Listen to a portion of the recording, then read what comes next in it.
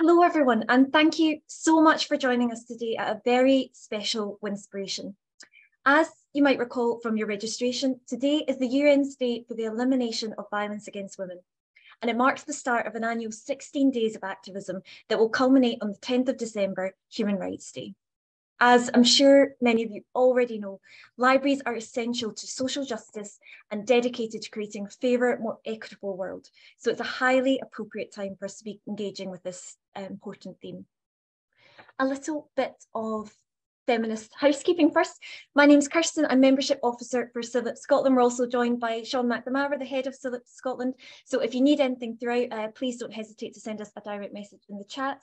If we could ask you to please keep your mics off until we come to the Q&As. We love to hear your voices, but that'll just make sure we can hear the presentations and hear the content.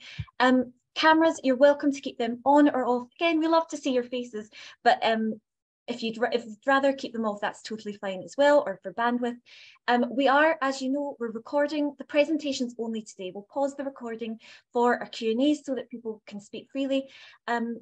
But if you don't want to appear in the recording in any way, it will be in presenter mode, but feel free to keep your cameras off if you'd rather. And captions are enabled, so they should be appearing at the bottom of your Zoom screen, and you can change this using the controls there to turn them on or off according to your preference. So a little bit before we delve into what this session is, I'm going to highlight briefly what this session is not. So I want to assure you that we will not be asking attendees to disclose any experiences, direct or indirect, that they have of harassment. And we will certainly not be discussing what anyone who has experienced harassment could have done differently, quote unquote. That's very much not the principle of Not Our Job. And we will also not be covering self-defense strategies. And this is not about it being a personal problem, a relationship problem. This is a workplace problem, a sector-wide problem, and a societal-wide problem. And that's why society holds the solution. And that's very much the principle that we were working on today. So with that in mind, we want you to take care of yourselves, to feel safe in the space. So feel free to leave and rejoin the session as many times as you need to. To mute the volume, I won't be offended, I promise, if you want to mute us at any point. And as I've said, direct message any co-host in the chat, will be happy to help. And if you need to take a little time out, you're welcome to go over and watch the Kitten Academy. Now, this was, I thought, librarians, you know that we love Pets of CILIPs here at CILIP Scotland. So if anyone wants a brief moment's pause, Kitten Academy is a little rescue. Oh no, it's gone. Oh, there they are. So it's an animal rescue based in the US. It's a live stream of the cats that are being rescued. Sean will share the link in the chat shortly. So if anyone wants to kind of take a time out, we thought that would be a very library appropriate space to do it. Pretty sure I've lost everyone already. You'll have all gone over to watch the kittens, but definitely want to bookmark to de-stress later.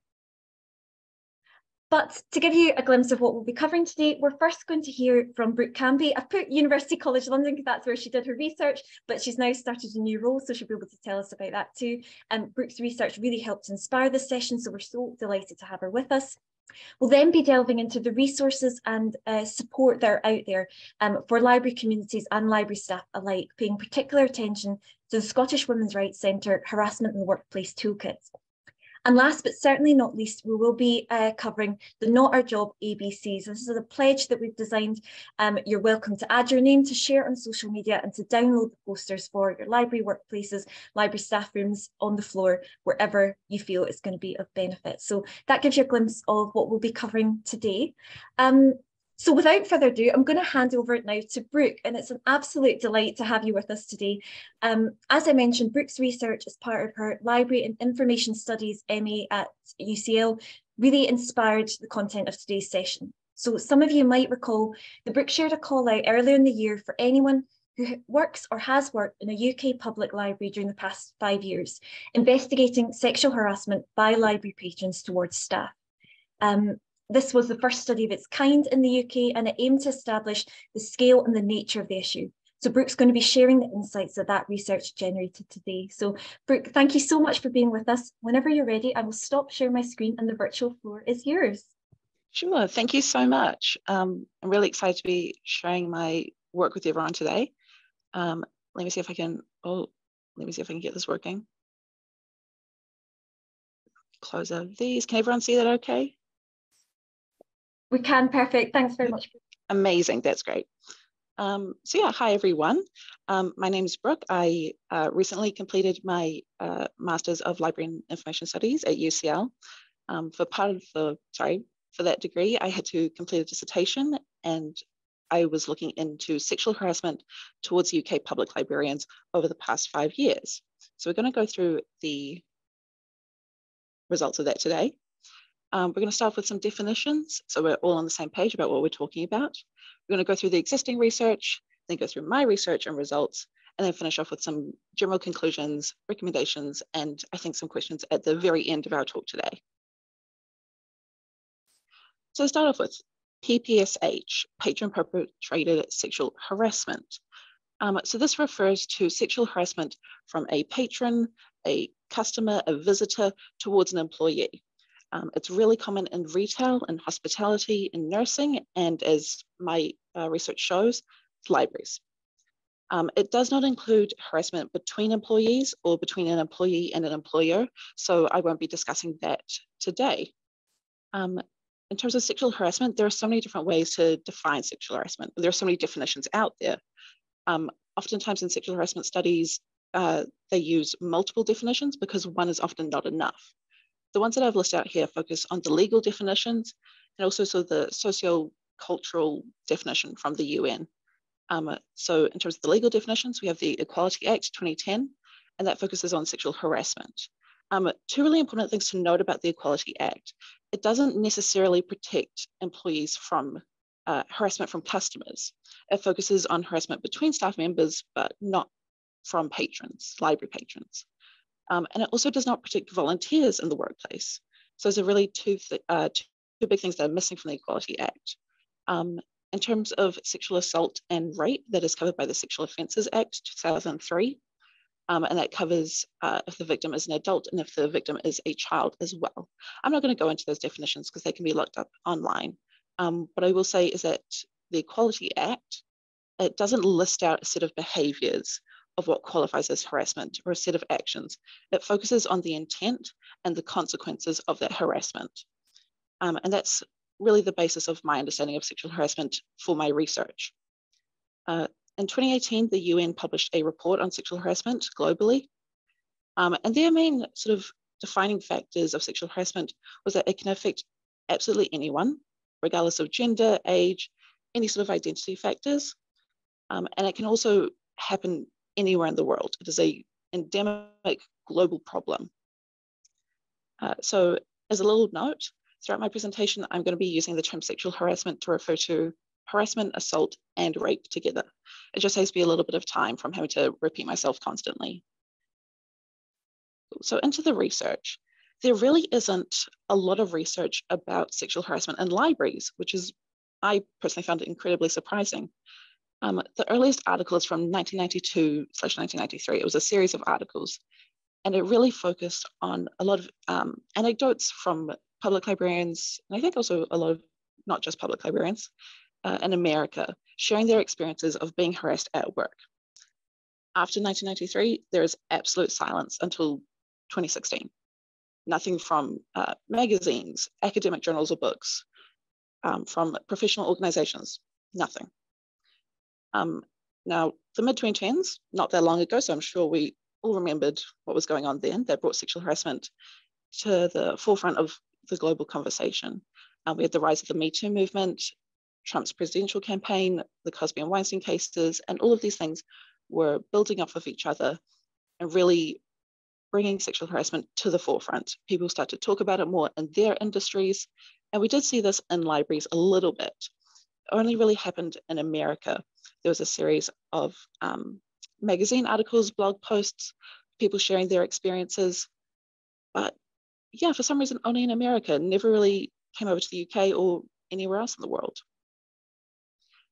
In terms of professional organizations, such as CILIP, not to call out CILIP at their own event, but this is the first time CILIP has ever addressed sexual harassment in libraries. As far as I could tell, and I did ask Kirsten about this, CILIP has never addressed it before. And CILIP isn't alone in this. New Zealand, Australia, Canada, and Ireland, all of their main associations have never discussed sexual harassment towards librarians. The only organization that has is the ALA. In 2018, they published a very brief statement about Me Too on their website. And the statement was really insufficient because it did not acknowledge at all that librarians could have their own Me Too moments, sorry. It really focused on how librarians could facilitate discussions about Me Too, but it really did not acknowledge at all sexual harassment towards librarians. So this is where my research came into it. Oh, sorry, I've jumped ahead. Academic research is what comes up next. So in 2019, in response to these developing conversations that are happening within the industry, we have academic articles coming out. These are the only 4 studies to have ever been done on sexual harassment in libraries. And I'll go through them pretty quickly. So we start off with Bar Walker in 2019. This was a group of librarians at the University of California, San Francisco Library. They surveyed their colleagues and found that about half of them had experienced sexual harassment at work, mainly from patrons and also from other library staff members. In 2019, again, we have Benji Small. They surveyed about 600 people working in academic libraries. And again, it was around half of people had experienced sexual harassment at work. In 2020, Bar Walker, their group again published another study, which was an expanded version of their 2019 study. They surveyed librarians at all 10 University of California campuses. And from that, they found that about 77% had experienced at least one type of sexual harassment. So they said yes to a list of behaviors, or at least one item on a list of behaviors that qualify sexual harassment. But at the very end of the survey, when they were asked directly, have you ever experienced sexual harassment? 83% said no. So that study really showed there is this huge misunderstanding over what actually counts as sexual harassment. Does something have to be big enough? Does an incident have to be big enough or upsetting enough to qualify as sexual harassment? Or are these little harassments, like little comments, little jokes, are they just part of the job for librarians? The 4th study is from the Oliphant Group. They're not actually called that, that's just what I refer to them as. And their results aren't actually published yet. They're coming out in 2023 in a book. But they surveyed about 500 people from a range of different libraries. So even though their results are not out yet, the Oliphant Group are the only people to have published any theory about sexual harassment specifically in libraries. And this looks like a very complicated Venn diagram, but it's really not too difficult to understand. So in the gray circles, we have the different social contexts that influence PPSH and libraries. So it's a patriarchy and rape culture, colonialism, neoliberalism, and white supremacy. And those affect sexual harassment in all types of environments. They're the very broad contextual influences. The colored petals are a bit more specific to libraries. So the top half of the colored petals, the top 3, those are identity factors. So gender, ethnicity, age, ability. And those influence how the individual experiences sexual harassment. The bottom half of the colored petals are about workplace factors. Now, I think it's better to call these factors of the profession or professional factors. They're specific to the profession of librarianship, if that makes sense. So we've got precarious labor, which refers to the fact that library work is often not the most stable employment. If we're thinking about the funding cuts that are sort of that we have seen in the news potentially for public libraries in the future, it's very possible that people will be willing to put up with sexual harassment if they know that they can't very easily find another job. They're willing to put up with more to keep their employment. We also have service work and care work, feminized labor. Those two are very similar. They're also found in retail and hospitality and in nursing. Those are dynamics that make those types of workers very vulnerable to PPSH. And we also have whiteness and librarianship and vocational awe. Those are other dynamics that make people feel that they have to put up with PPSH because it's just part of the job. They're doing such good work that they need to put up with it. And also the whiteness and librarianship ties into the type of harassment someone might experience. So that's a very brief overview. There is a reference at the end if you would like to read more about that. So to go into my research now, as Kirsten said, this work was for my dissertation. So it was a very limited piece of work. I only worked on it for a couple of months, and it was about 15,000 words. In addition, it was the first UK-based study ever on sexual harassment in libraries. So both of these factors meant that I had a very limited scope. I could only do so much. So I was really trying to establish the very broad picture of sexual harassment towards UK public librarians. So on the right, you have my 3 key research questions. The first one is basically asking how many public librarians have been sexually harassed by patrons in the last 5 years. The second one is what types of harassment did they experience? And the third one is how do age, ethnicity, and gender affect those experiences? I focused on the last 5 years because I wanted a really current, up-to-date snapshot of sexual harassment in public libraries. And I think as we're going through the results, maybe keep in mind the fact that the last 5 years, so 2017 to 2022, it includes the pandemic, and it includes long periods of time where we were in lockdown, people could not physically access public libraries. So maybe keep in the back of your mind how that affected my results. So with my research, it was an anonymous online survey. People were told at the start of the survey that they did not need to have a library qualification in order to be considered a librarian. And it also included people who were in paid work or in voluntary work. There were about 20 questions. The first 4 asked about respondent demographics, and then the other questions asked about sexual harassment experiences. These were yes/no questions. I was not collecting any information about specific experiences. The questions were taken from the UK government 2020 sexual harassment survey that really focused on consent as a defining factor of harassment. Did these behaviours make you feel uncomfortable? And there was also the option for people to not answer any question that they did not want to. The survey was open for a month, and I received 143 responses, which I was very pleased about. I thought it was a really great number. So to go into the demographics of my respondents, in terms of age, I asked if respondents had been under 18 years old when they were working in a public library. Only 3 respondents were. So my findings in terms of age are limited, but I think it's a really interesting subject that we will discuss in a little bit. In terms of gender identity, the vast majority of respondents were female. That's not surprising. The stats that I have there are very similar to CILIP's latest report on the gender stats for the wider profession. So it's a really good reflection. In terms of ethnicity, again, majority of respondents were white. That's not surprising at all. And about 15% were people of color or did not want to say. I will say that the representation in terms of ethnicity was slightly more even than what the wider profession has in the UK.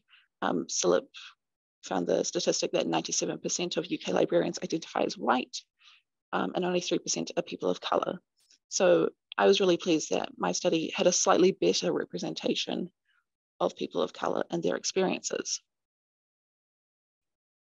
So the headline result really from my study is that about 82% of respondents had experienced at least one type of sexual harassment in the last 5 years from a library patron. So that's about 4 out of 5 respondents had experienced at least one type of harassment. I will say that it was incredibly rare for someone to have only experienced one type of harassment. Very often, people had experienced multiple types of harassment. But to go into the results in a bit more detail, so of the 16 different types of sexual harassment that were listed out in my survey, respondents had experienced about 14 of them. Not about 14, exactly 14. These behaviors, these 16 behaviors can be grouped into 4 groups, moving from the most commonly experienced to the least commonly experienced. So in group 1, we have 4 different behaviors that were experienced by about 40 to 60% of respondents. These were the most commonly experienced. I'm not going to discuss them in too much detail. I'll just comment on sort of the trends of the groups. So in group 1, these are the most, what I would think of as the most indirect forms of harassment. They're the ones that are the most easy to excuse. They're the ones that you can sort of dismiss as just a misunderstanding, and they can be dismissed by the victims, the perpetrators, and also witnesses.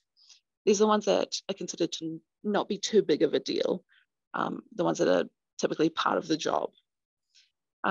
In group 2, these are experienced by about 20 to 30% of respondents. And we'll see as we move through the groups, moving from most to least common, the behaviors get more physical, they get more direct, they get more obviously and undeniably sexual and harassing. So group 2, again, more touching, more recognizable as types of sexual harassment. In group 3, these are experienced by about 10% of respondents, or up to 10% of respondents. Again, far more overt, far harder to dismiss as just a misunderstanding. In group 3, you'll notice that it includes any other forms of sexual harassment. So my list of 16 behaviors was not exhaustive. It does not cover all the types of harassment that exist. So that's important to note. In group 4, there's 0%. So none of my respondents experienced the behaviors in group 4. I will say that just because none of my respondents experienced these behaviors does not mean that no public librarians in the UK have ever experienced these things. It's just for my study, nobody had. So those are the behaviors. And I'd like to look at the results in terms of gender, ethnicity, and age. So in terms of gender, we've got the stats on the left. So about 85% of female respondents experienced at least one type of harassment from a library patron, around half of male respondents, and 100% of non-binary and self-described gender identity respondents. So as we can see, sexual harassment affects everyone. Anyone can be a victim. It's not just something that affects women. What I will say is that women and people who are not cisgender do experience it at a slightly higher rate, or noticeably higher rate. But it's important to remember that it does affect everyone. In terms of ethnicity, we've got very similar results for white respondents and respondents of colour. They experienced very similar rates of at least one form of sexual harassment from a library patron in the last 5 years. And that initially doesn't sound too interesting or too remarkable, but it's important to remember the respondent demographics I went over at the start. Only 15% of respondents identified as a person of colour or did not disclose. So even though there is this real big difference in the ethnicities of respondents, they're experiencing about the same level of harassment. And I will add on to the point about ethnicity that for people of colour, they don't just always experience sexual harassment. It's often sexual harassment combined with racial harassment, or it's racialized sexual harassment as well. So there's a far more complex picture going on than I was able to capture. And I think there'll be something very interesting to explore a bit more.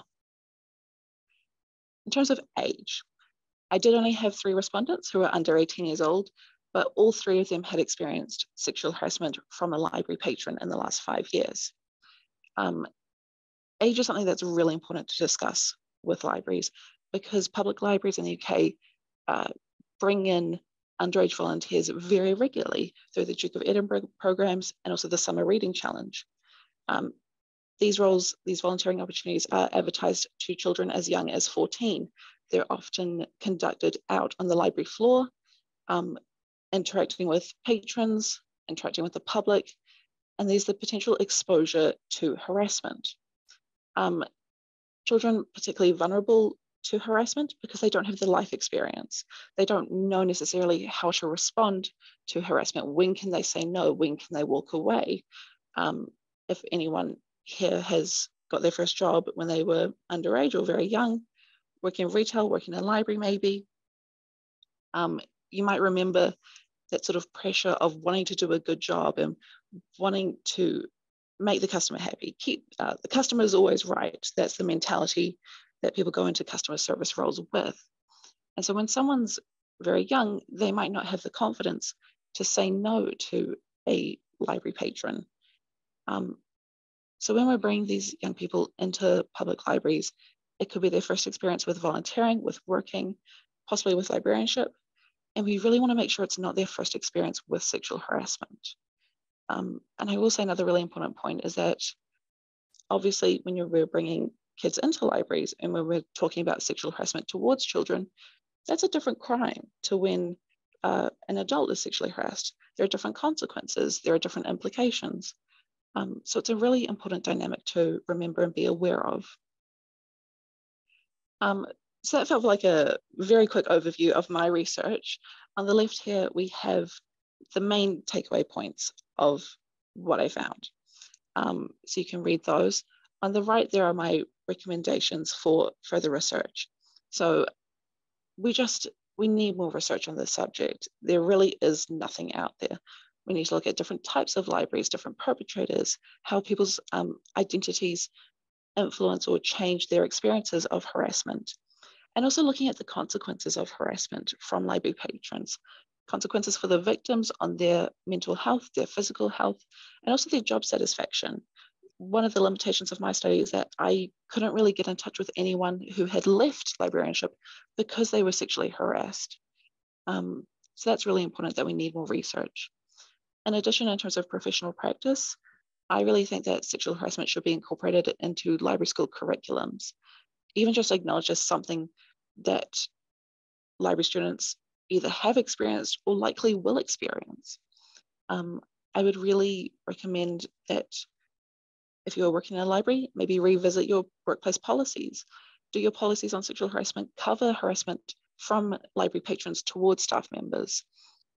What is the sexual harassment training? Do your staff members know how to respond to sexual harassment when they see it happen? And also, when sexual harassment is reported, do managers take it seriously? I have heard from some people who have worked in public libraries that when they were sexually harassed, their managers did not take it seriously, and that exacerbated the negative consequences that they felt.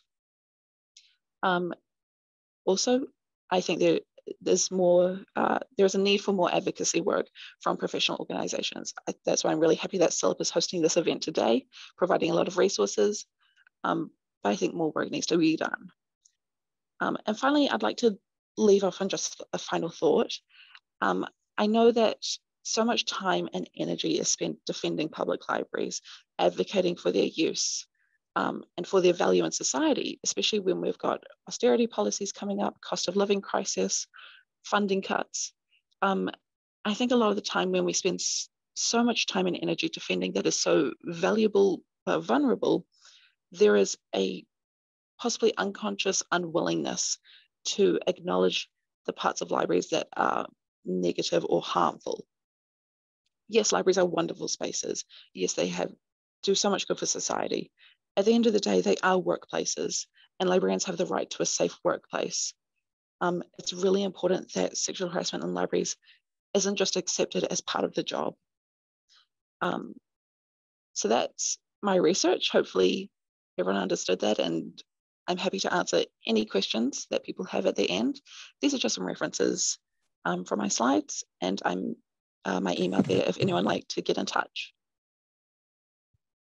Amazing. Thank you so much, Brooke. I know that it's really challenging material. It must have been challenging for you to do this work, but so valuable. Clearly there is a need to go. This is the start of a conversation, far from the end. And I think the work that you've done, it's evidence the scope and scale of this issue, the relevance of intersectional inequalities to it, which I think definitely needs Absolutely brought to the fore much more. And this idea, I don't know if we could call it invisible exclusions of people. It's so heartbreaking to think that people would potentially have left the sector because they've experienced something like this. Totally unacceptable. And you're right, I think here at SILIPS, we're not prepared to make the choice between advocating for the wonderfulness of libraries and accepting that anybody should not feel safe in the workplace. You don't have to choose, and we won't choose. We'll do them both. Exactly, so I'll pause the recording now because I can see we've got a few questions. So I'll pause it. Give me one moment. Back on, and can we all please give a huge thank you to Brooke for that exceptional presentation and absolutely wonderful work. So our virtual hands, applause, that's it all. Thank filling you. the room. Thank you so much. Really exceptional, kind of starting a conversation that very much needs to happen in the sector, and we're really grateful, and an incredible piece of work. So, and it is now a summary of Brooke's findings is available on the SILIPS website, so you'll be able to download that as a resource to refer to as and whenever you wish. So for the next section of today, I'm going to introduce some resources that we hope are going to be relevant to library communities, library staff,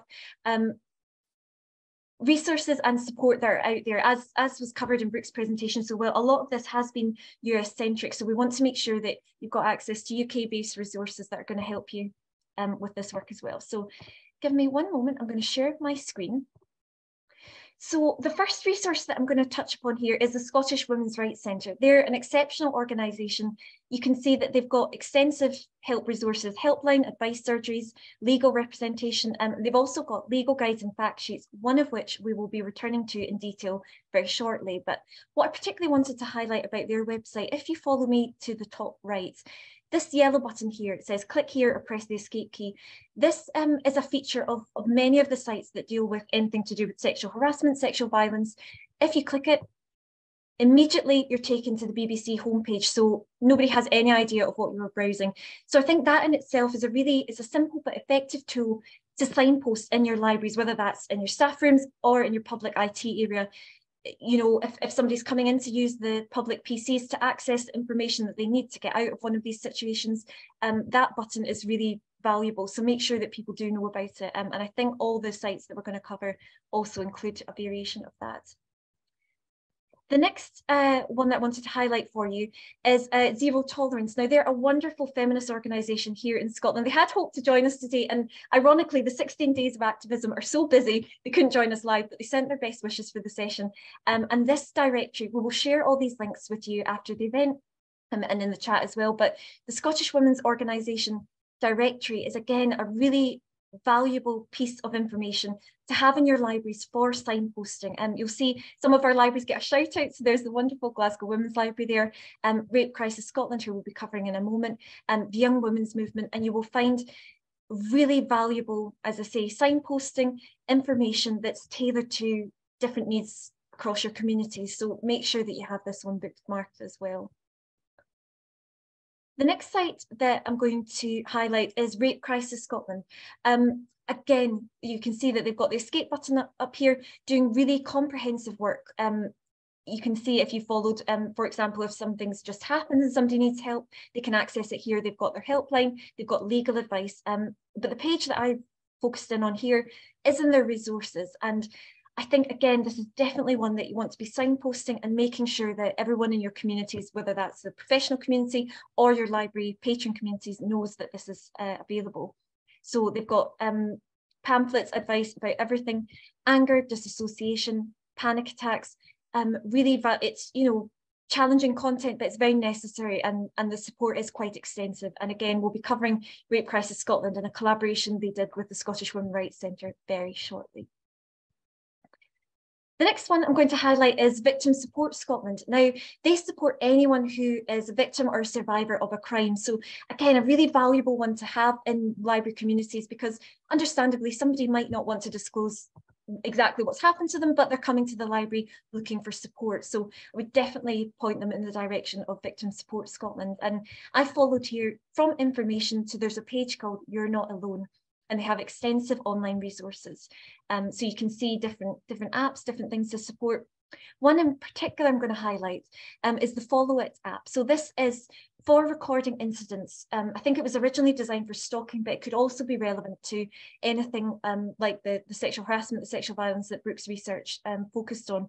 And it's tailored to Scots law, but it can be used regardless of whether or not you choose to report anything to the police. So you can see that that's here again.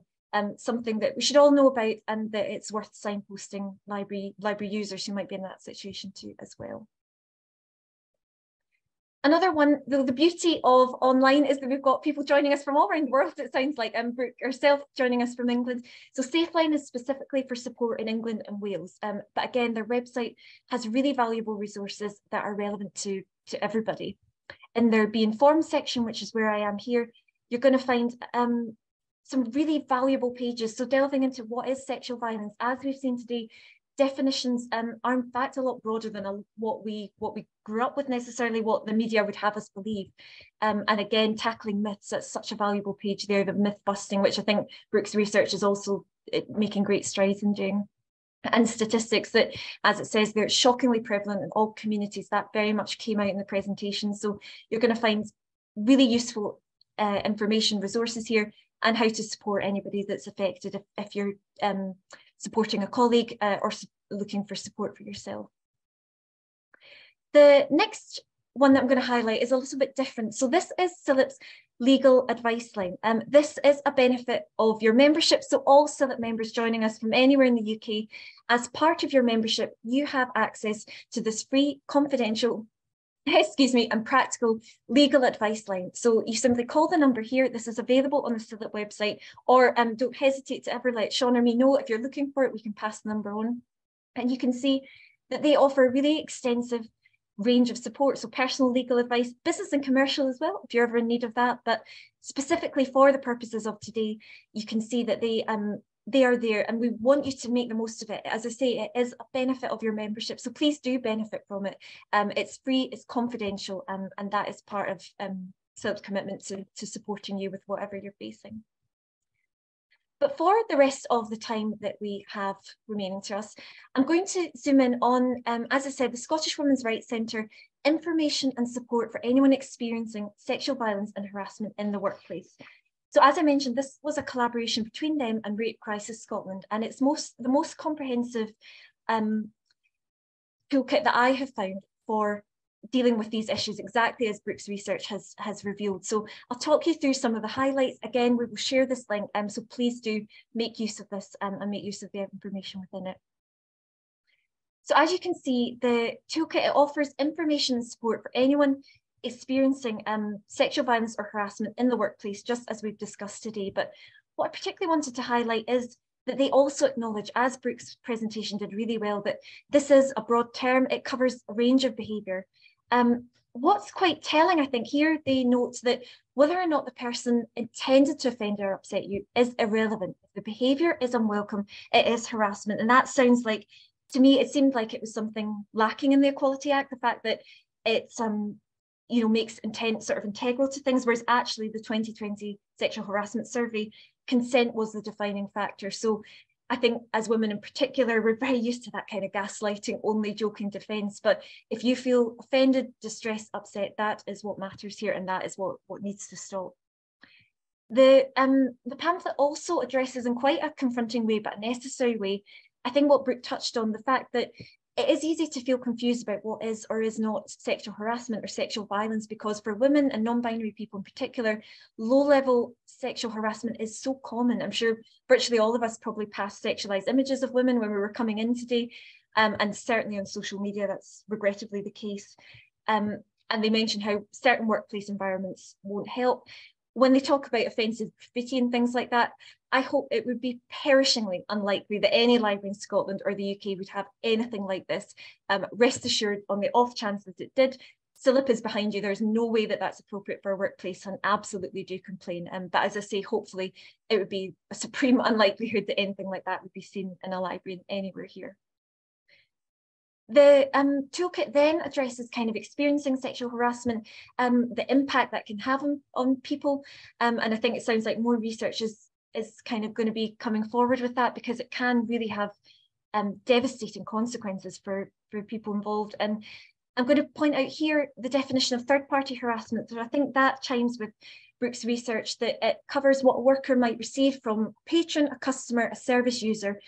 So exactly what we've been talking about today. And interestingly, it does also include online abuse.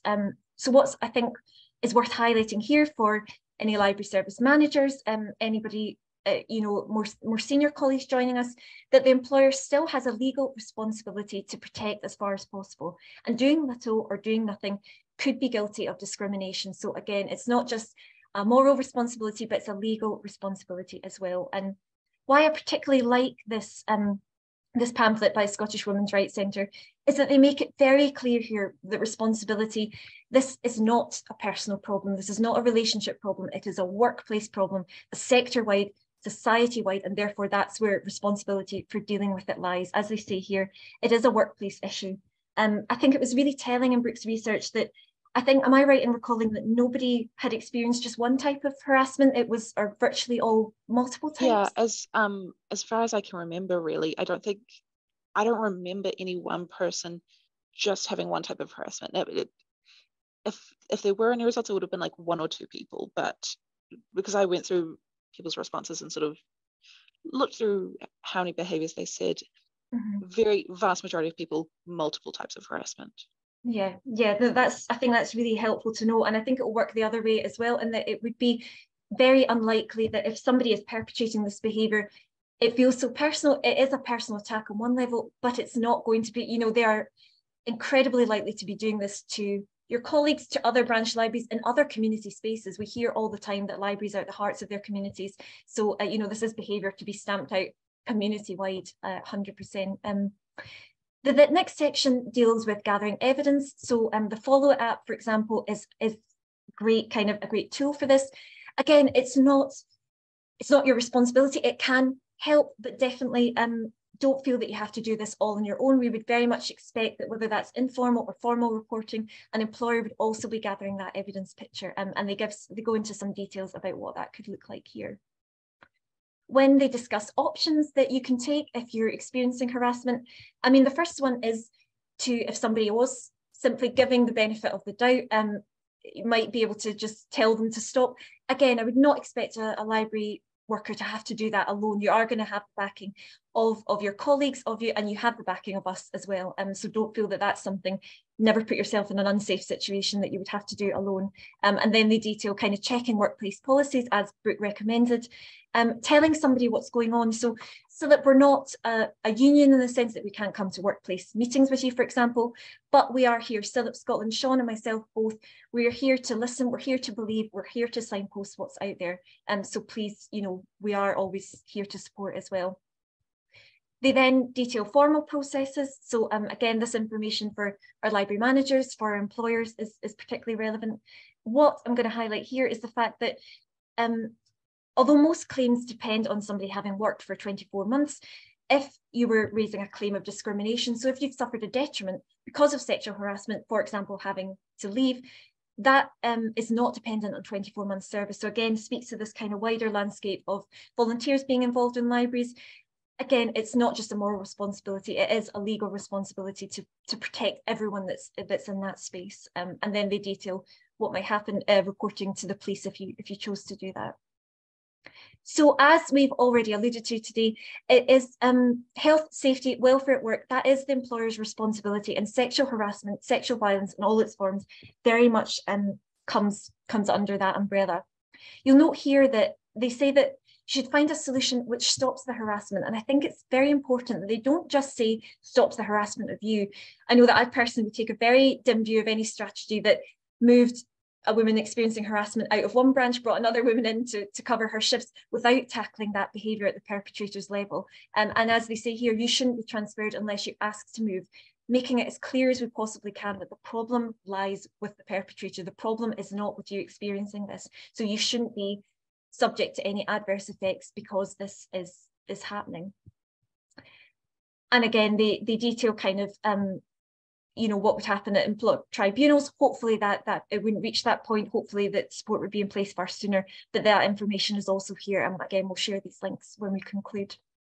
So they cover sexual harassment and the law. Again, it's part of Health and Safety at Work Act, civil law too. And I'm going to dwell briefly on this area here for hate crime, because as I think Brooke's research brought out really well, intersectionality is key here. The classic example would be misogynoir. So where misogyny and racism intersect, so a woman of colour is going to be facing these multiple prejudices in society. Even the fact that today is the day for the elimination of violence against women, that in itself has roots in honouring the three Mirabel sisters, Patria, Minerva and Maria Teresa, who were political activists in the Dominican Republic. So around the world and in the UK, injustice and inequalities are so often intersecting. You'll know that the Scottish Government, certainly, they're taking a lot of action and tackling hate crimes. So if sexual harassment intersects with this in any way, I'm not going to say that it's more severe. It's you know, it couldn't be more severe as it is, but that is doubly the kind of legal and moral reason to take action if that's relevant. And as I say, that the employer tribunals also deals with that, but hopefully nothing in our sector would reach that point. So you can see here that there's extensive kind of sources of information and advice out here. Let me see, we've got, so the Scottish Women's Rights Centre themselves, that's their legal helpline, Rape Crisis Scotland, and again, we will be sharing all these with our attendees before we, as soon as I can, in the follow-up email. So I'm just going to conclude before we move on to, I can see we've just got a few minutes left. there was a concept that I wanted to introduce before we closed, and that's hermeneutical injustice. So, of course, as library and information professionals, we love to learn about a new concept. This one was coined by Miranda Fricker in a book, Epistemic Injustice, Power and the Ethics of Knowing. And it references the extra harm that's caused by being denied crucial information or knowledge. So I think, I mean, it could speak to health, could speak to climate, but I think it also speaks to today's content. When you think that something has just happened to you, that it's personal, it makes both intellectual and intuitive sense for you to turn that blame inwards, think it must be something I've done wrong, it's my responsibility to fix this. But when we share information like Brooke's done so helpfully today, when this conversation is out in the open, we realise that the scale and the extent of this issue, that is society's problem. It's a shockingly widespread one, and that means society has the solution. It is not our job to tolerate sexual harassment, nor is it our job to deal with it as individuals. And that's really the principle that we want the whole of today to have encapsulated. So I'll be opening up to questions in a moment, but I'm also going to highlight that based on that principle, we would love you to show your support in any way you can for the Not Our Job ABCs. So Sean will be able to pop the link to this in the chat in a moment. We're inviting you to, there's posters to download for your library spaces, for staff rooms, for library floors. And there's also social media assets, which you're very welcome to share. We would love to see them circulating. And above all, you can pledge your own support, sign our petition to support the Not Our Job ABCs. So they are A, acknowledge the problem can and does exist, regrettably, around the world. B, believe staff when they disclose harassment. And C, to challenge harassment when you see, hear or read it. So that's something we can all do to make a difference. I'm going to stop sharing now and we'll invite you to check out the page to add your support. Very happy to take any questions about any of these resources, and thanks very much for listening, everyone.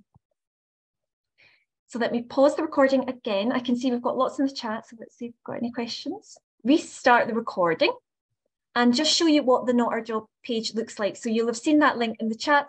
Here it is, and we've got information about today. The recordings will go live as soon as we possibly can, and you can see our ABCs again. So support us, sign the petition. You can add your name, add your organisation, and then we've signed so far.